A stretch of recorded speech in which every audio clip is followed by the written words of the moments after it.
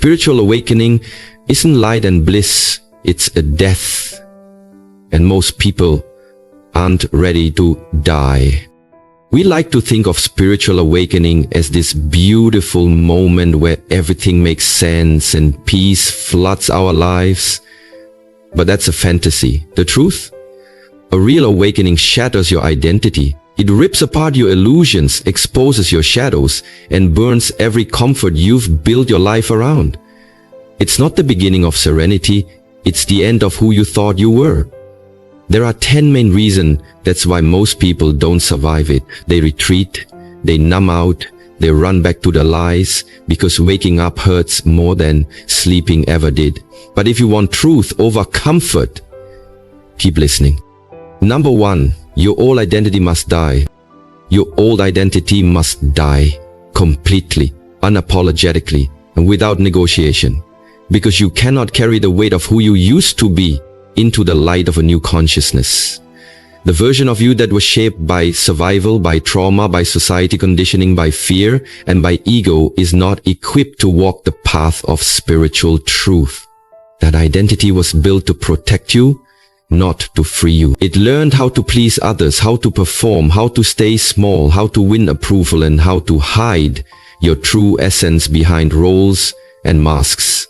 But the soul cannot awaken while buried beneath those illusions. And so, awakening demands a death. Not a physical death, but something more terrifying.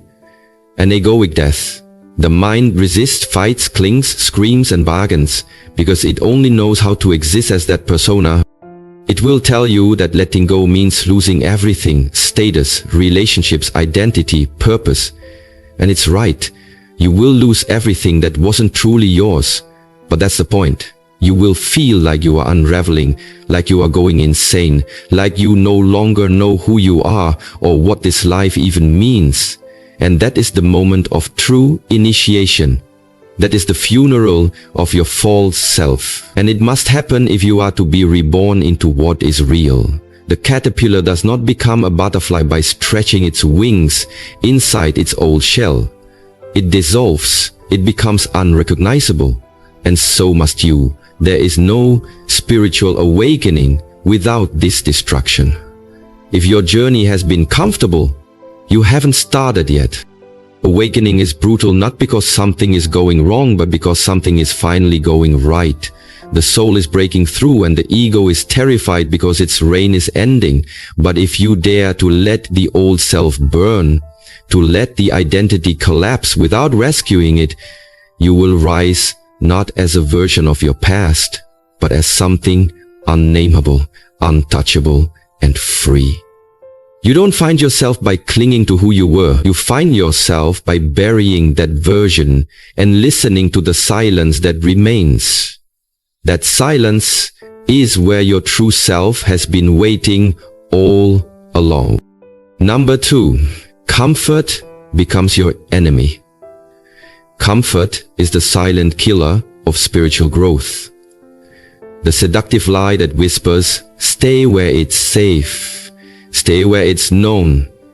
It lures you back into routines, relationships, and thought patterns that may no longer serve you simply because they're familiar. But comfort is not peace. It is stagnation dressed in soft clothing. The soul does not evolve in padded rooms or predictable circumstances. It awakens in the furnace of discomfort, where everything stable begins to tremble and everything familiar begins to fall apart. Most people return to comfort because the unknown feels like death, and in a way it is. The death of the identity they've clung to, the beliefs they've worshipped, and the emotional crutches they've depended on. But true transformation only happens in the wild terrain beyond comfort zones, in the chaos where certainty collapses and illusions get exposed. It's in the restless nights, the spiritual crises, the loneliness that echoes like a scream, and the raw confrontations with your own shadow that growth begins. Discomfort is not a punishment, it is a portal. It is the pressure that cracks open the hardened layers of the false self and forces you to surrender. And yet, when the pressure mounts, most retreat. They go back to the relationship they outgrew, the job that drains their soul, the belief systems that no longer resonate, because those things offer familiarity, even if they're toxic. But nothing alive stays the same, and your soul is no exception. Growth demands that you choose evolution over ease, purpose over pleasure, truth over tradition. It demands that you sit in uncertainty without reaching for distraction, that you walk through fear without needing guarantees, that you let go of what you thought you needed in order to discover what you actually are. Spiritual awakening begins the moment you stop asking, "How do I stay comfortable through this?" and start asking, "What is this discomfort trying to teach me?" Because every time you choose to remain in comfort over growth, you say no to your own becoming. But when you lean into the burn, when you stop treating pain as a mistake and start treating it as your teacher, you realize discomfort is not your enemy. It's the only thing that ever made you real. Comfort protects the ego. Discomfort frees the soul. Number 3, you lose people. And that's part of it. One of the most painful but necessary truths of spiritual awakening is that you will lose people. And it won't be because you've done anything wrong. It will be because you're no longer the version of yourself that fit into the spaces and dynamics you once called home. When you shift internally, when your awareness deepens and your values begin to align with your soul rather than your conditioning, your external world cannot stay the same. Relationships built on your old identity start to crack. Not because you don't love those people, but because love built on illusions can't withstand truth. Friends you once laughed with may feel like strangers. Family members who once celebrated you may now look at you with confusion, judgment, or even rejection. They'll say you changed, and they're right. You're not the same. You're no longer willing to dim your light to be accepted, no longer able to lie to yourself just to keep the peace, no longer interested in playing roles that suffocate your spirit. And as painful as it is, this is not a sign of failure. It's a sign of authenticity. It's not that you're broken, it's that you're becoming real. And the more real you become, the more you'll feel the friction between your truth and the identities others want you to maintain. Some people were never in love with you, they were in love with your compliance, your agreeableness, your predictability. The moment you begin to walk your own path, you stop being convenient to those who preferred you, silent, small, or easy to manage. But this loss is sacred. It clears the space for soul-aligned connections, for relationships that honor your truth rather than suppress it.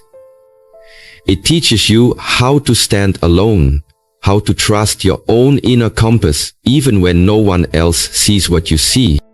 And it reminds you that awakening is not about gathering approval, it's about shedding everything that isn't real, including relationships that cannot grow with you.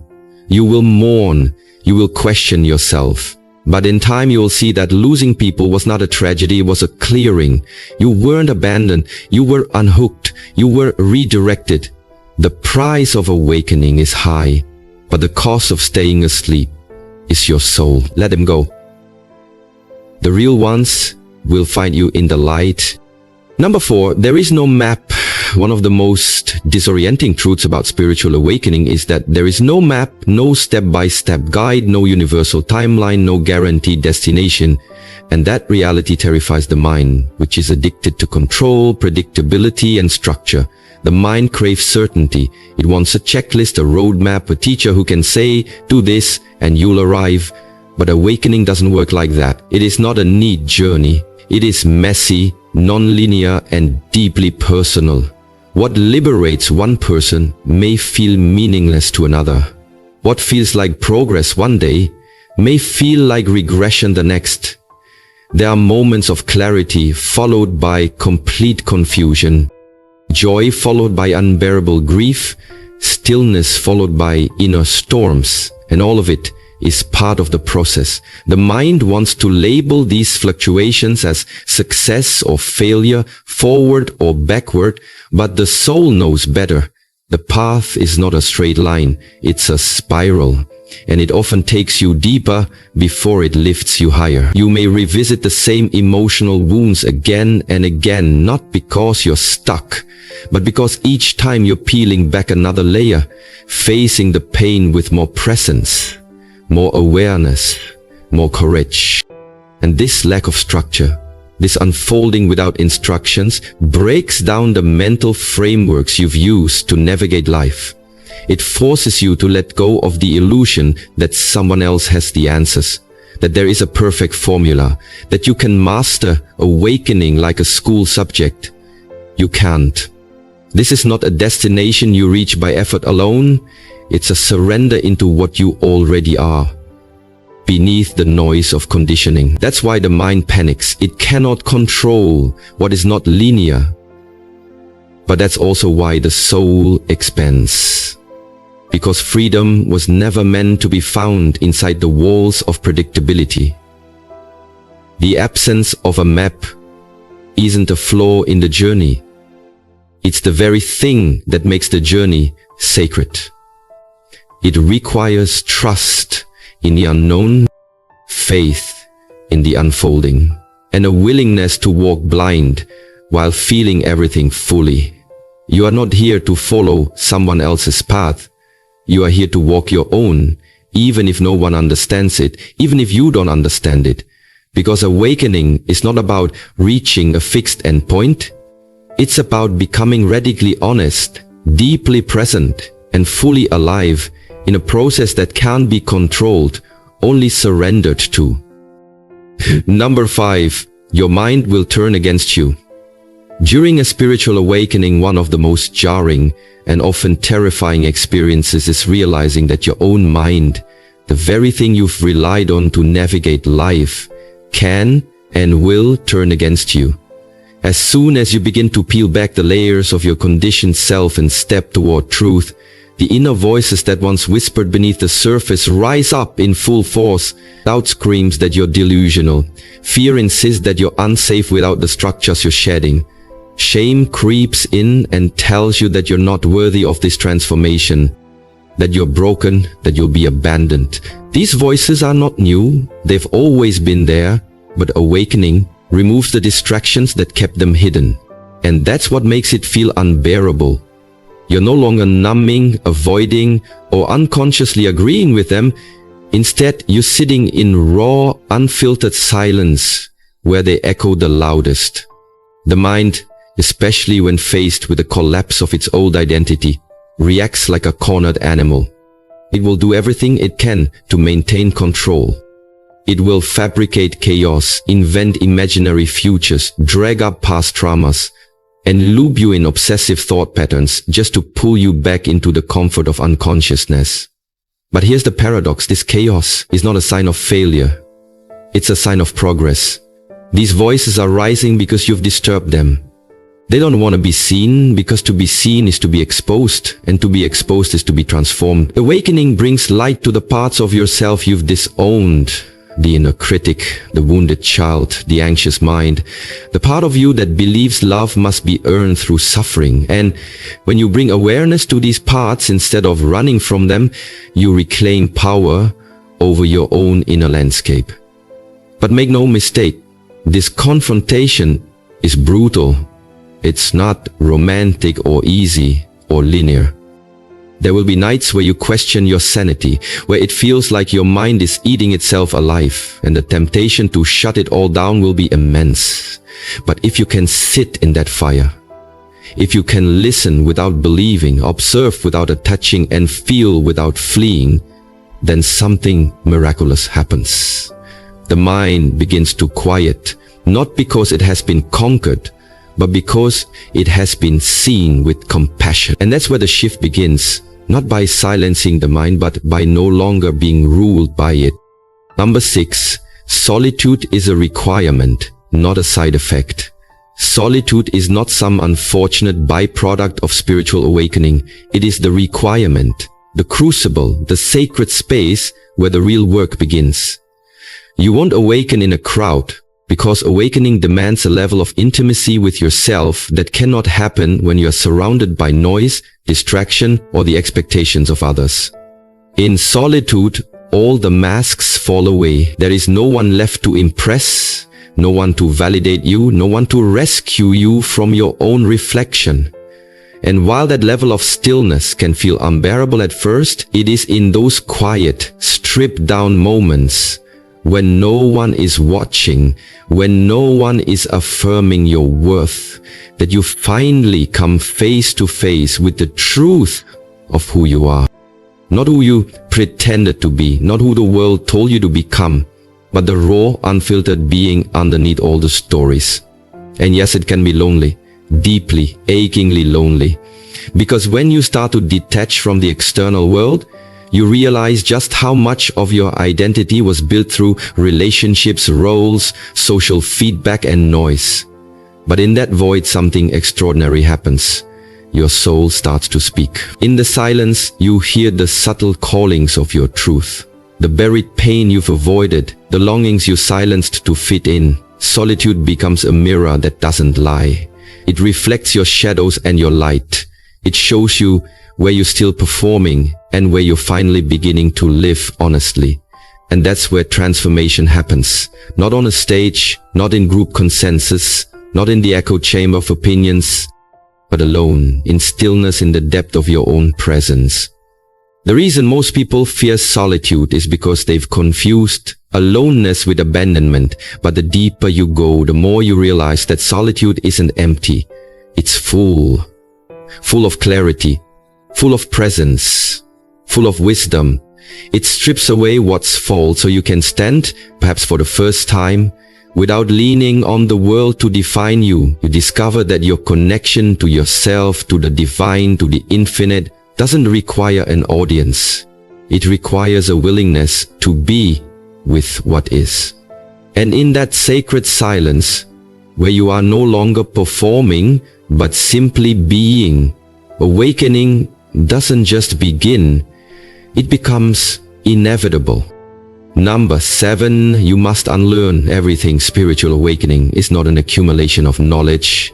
It's a dismantling, a shedding, a radical unlearning of everything you thought you knew. We've been conditioned to believe that the path to truth lies in adding more wisdom, more practices, more books, more spiritual jargon. But real awakening isn't about stacking truths on top of all lies. It's about stripping everything away until only what's real remains. It's about unlearning the beliefs you inherited from your parents, your culture, your religion, your trauma, the stories that told you who you were supposed to be, what life is supposed to look like, and what's worthy of love. Awakening demands that you question everything, even the things that once gave you comfort and identity. It asks you to let go of labels, doctrines, achievements, and social roles, not because they're inherently wrong, but because you've confused them with you. And so the process feels like destruction. It is the dismantling of the mental scaffolding you build your life upon. The ego will panic because it equates unlearning with loss. But what you're losing are illusions. You were not born broken or incomplete. You were born whole. But from the moment you entered the world, you were taught otherwise. Taught to seek approval, to fear failure, to chase happiness outside of yourself, to see separation where there is unity. Awakening is the slow, often painful peeling away of all those lies. It's realizing that many of your thoughts aren't even yours. They're echoes of systems, survival mechanisms, and outdated beliefs passed down like heirlooms. And this process is not glamorous. There's no applause, no external validation. Just a deep unraveling that often leaves you feeling like you know less now than you ever did before. But that emptiness, that not knowing, is the beginning of truth. Because when you let go of what you were taught to believe, you create space for what your soul has always known. You don't awaken by becoming more. You awaken by becoming less of who you were told to be and more of who you already are. The truth doesn't need to be learned, it needs to be revealed. And that revelation can only happen when you're brave enough to unlearn everything, stand in the nakedness of your being, and trust that what's left after the illusion dies is not a void, but freedom. Number 8. You'll crave numbing but need presence when the pain of spiritual awakening rises to the surface, and it will, often without warning. Your instinct will be to run. You'll crave distraction, comfort, anything to pull you away from the rawness. You'll reach for your old escapes, the scrolling, the food, the work, the alcohol, the busyness, the relationships that kept you from feeling too deeply, not because you're weak, but because numbing has been your survival mechanism for years, maybe your whole life. You were never taught how to sit with your pain, only how to manage it, mask it, intellectualize it, or suppress it. And so when grief, fear, shame, or anger come up in full force during awakening, the nervous system screams for relief and your mind races for an exit. But the truth, the uncomfortable, unyielding truth, is that presence is the only way through. Presence doesn't judge the pain or try to fix it. It simply allows it. It holds space for the messy, chaotic, uncomfortable parts of you that are surfacing, not to punish you, but to be integrated and finally set free. Numbing only delays the process, prolongs the suffering, keeps the wound buried and festering. But presence, the courageous act of staying with yourself in the discomfort, is the medicine and the mirror. It's the medicine because it allows healing to begin in the very place the pain was born, in your nervous system, in your subconscious, in your body. And it's the mirror because it reveals what the pain is trying to show you, where you've abandoned yourself, where you still carry stories of unworthiness, where your fear has been running the show. Most people never awaken fully because they refuse to feel. But awakening is not a concept to be understood. It's an experience to be lived through. And presence is the portal. It requires sitting in the fire without flinching, breathing through the ache without escaping, witnessing the storm without needing it to end on your timeline. And when you stay, when you truly stay, you realize the pain was never your enemy. It was your invitation. It came up not to destroy you, but to show you where your soul was still trapped in old stories. So when the craving to numb arises, pause, breathe, feel, and remember, the pain is not asking to be solved, it's asking to be seen. Number 9. You realize you were never in control. One of the most humbling and jarring revelations during a spiritual awakening is the realization that you were never truly in control.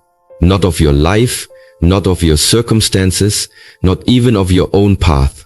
For years, maybe decades, you lived under the illusion that if you just tried hard enough, planned well enough, controlled every detail and managed every outcome, you could build a predictable, safe and orderly life. But awakening shatters that illusion like glass, leaving you face to face with the vast, wild unknown and the terrifying beauty of surrender. Because surrender is not defeat, as the ego would have you believe. It is not weakness or giving up. It is the only doorway into real peace. When you awaken, you begin to see how much of your suffering came from your desperate attempts to control things that were never yours to command. How others see you, how relationships unfold, how the future plays out, how the universe delivers what you think you need. You see how control was a coping mechanism, born from fear, born from trauma, born from the belief that if you weren't steering the ship, everything would fall apart. But the deeper you go, the more you realize that life was never waiting for you to take control. It was waiting for you to let go, to loosen your grip on the narrative, the outcome, the identity you build around knowing what comes next.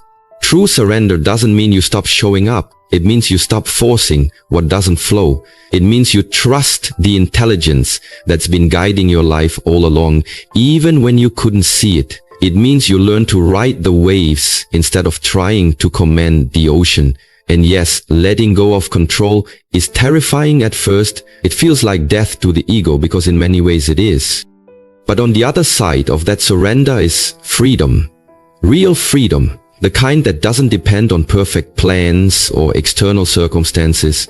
The kind that lets you breathe deeper, live softer, and move with grace, even in the unknown. You were never driving.